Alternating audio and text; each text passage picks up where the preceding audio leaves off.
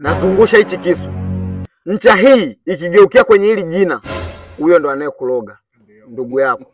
Ncha hii ikigeukia kwenye hili jina, basi ujue ndugu yako huyu ndiye anayekuloga. Uko tayari? Nipo tayari.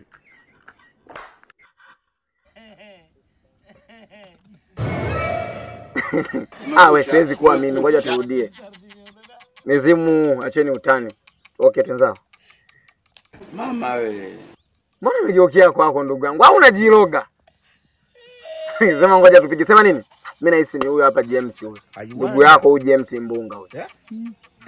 Au umesikia au ni huyu Kolope? Ya huyu. Angalia hata jina. Sasa mbona sikuelewi? Mara Kolope, mara James, mara nini? Yaani I don't understand. Wewe hapo unahisi ni ukweli? James Ndio. Sasa ndio maana nilikuwa nakupima ni James. James yani alafu unajua kina James, huyu ni James ndo anayekusumbua. Yaani kuwa na makini na James. Hapa kilichobaki ni kufanya dawa. Ukiangalia vizuri ndio maana najiuliza, kwa nini watu wawili sisi tumwisi mtu mmoja? Kwa nini watu wawili tumwisi mtu mmoja? Kwa bila shaka ukiondoa wasiwasi ni James. Kwa hiyo tulikuwa tunamsingizia. Nilikuwa nakutega tu. Mimi naita ili tushamwisi mtu mmoja. Ni huyu James huyu. Hapa cha kufanya sawa. Weke hela mizimu tufanye dawa. Kupiga makofi wewe mpumbavu wewe. Sasa unasikia? Basi sawa, unaweza hivi. Wewe kama ni Jeblasi